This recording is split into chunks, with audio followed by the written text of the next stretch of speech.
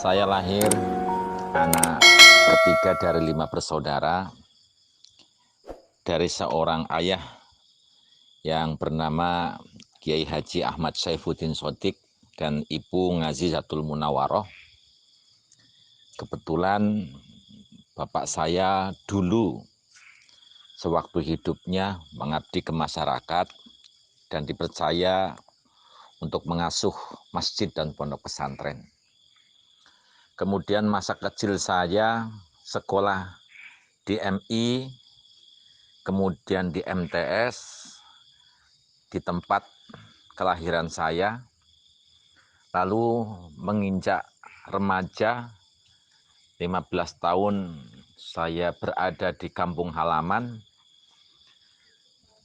tarbiyah tholabul ilmi, ingin mencari pengalaman, kami mondok pesantren di Miftahul Huda, pondok pesantren Cigaru, pondok yang dulu di tahun 70-an sudah masyhur, sudah viral, dan dulu yang membuka pertama adalah panjenenganipun Romo Ki Haji Sufyan Tsauri. Tapi saya hanya memenangi atau meningi putranya, yaitu Bapak Kiai Haji Jarir Sufyan Tsauri. Yang konon menurut berbagai riwayat bahwa Simbah Ki Haji Sufyan Tsauri ini keramatnya dari mulut ke mulut sudah melegenda. Karomahnya ini bukan hanya luar biasa tapi sangat istimewa.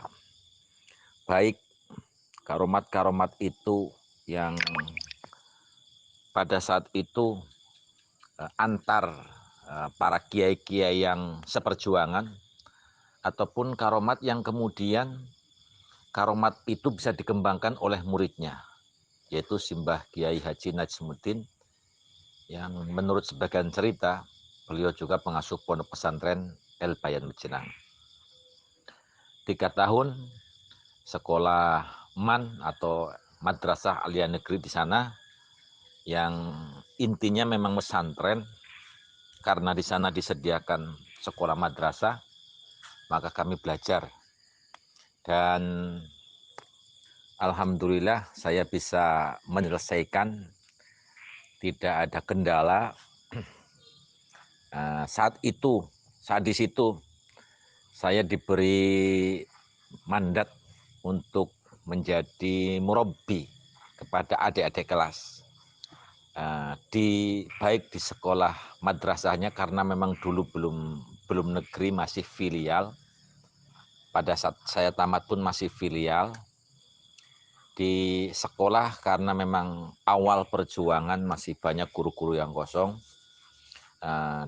Di situ kesempatan saya untuk mengembangkan materi-materi yang ada, dan kami kembangkan ala pesantren, yaitu dengan apa yang diajarkan kemudian dimutolaah, dibahas bersama-sama.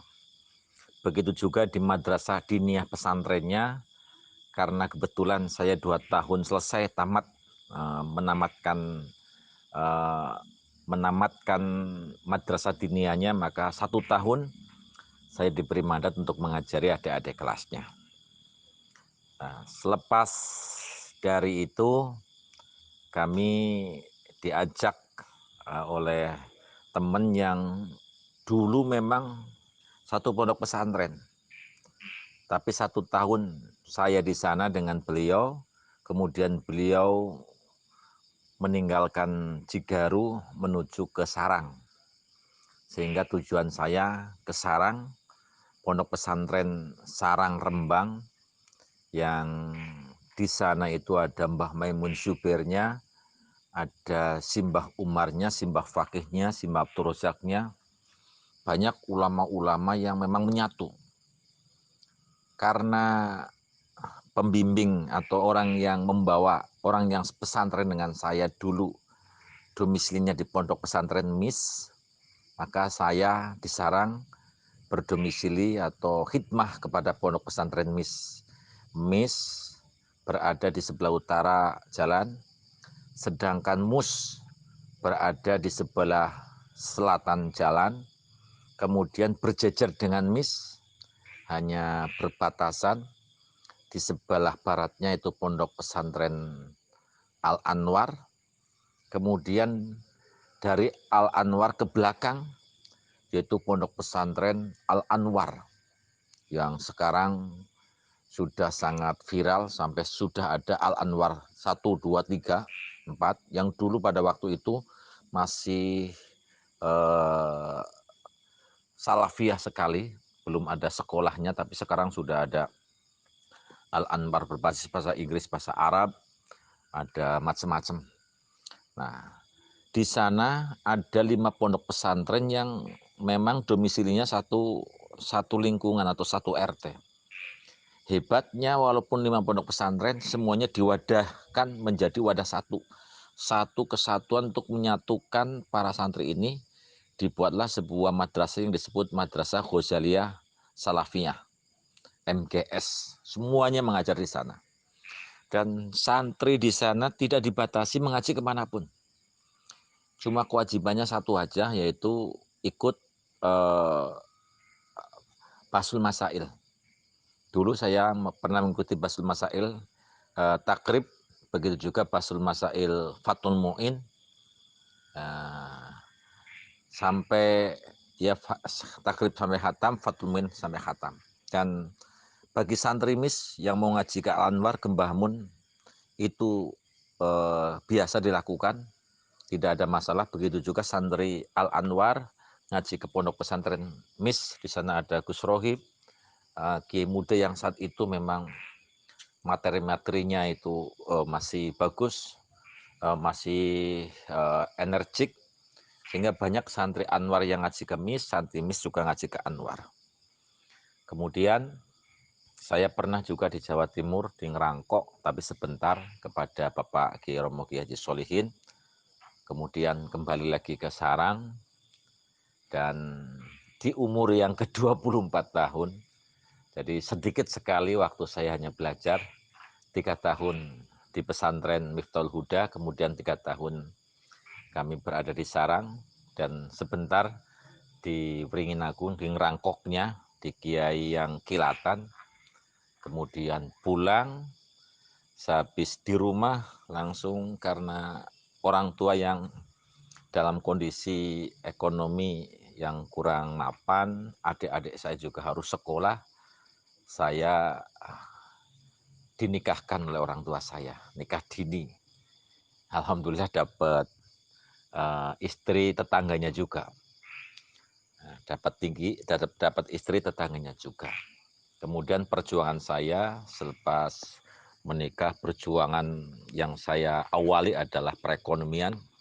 Saya ingin menampilkan bahwa anak-anak santri bukan menjadi anak yang menjadi beban di masyarakat, bukan menjadi beban pada umat, bukan menjadi beban pada mertua juga. Dari mulai 1994 saya menikah, 1995 saya punya anak. Dari mulai punya anak, saya sudah mulai berdikari, berusaha menjadi sales apapun, baik sales makanan, sales yang lain-lain. Sampai kurang lebih di tahun 2005-an. 2005. Kemudian 2005 saya mulai bergerak di Ormas. Saya diambil oleh teman untuk mengikuti kepengurusan sebuah partai yang saat itu cukup dominan dan besar di Kabupaten Ciamis. Dua periode saya di partai, dan saya menduduki tempat yang agak lumayan penting di nomor 3 karena ketua sekretaris dan bendahara, sampai saya memegang bendahara.